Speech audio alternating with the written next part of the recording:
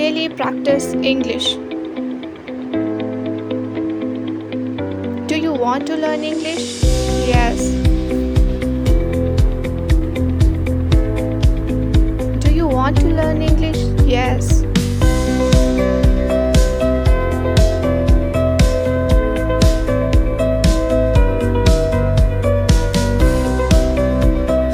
Then stay here, let's learn by Daily Learning app. Hey, introduce myself.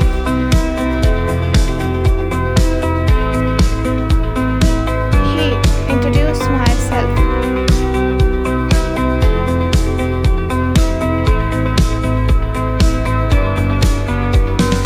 When you introduce yourself, give a brief introduction about your name, you are.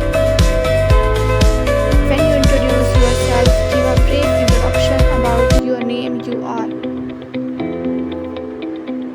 You can start by mentioning your name, the name of your school, the class you are studying in, your age,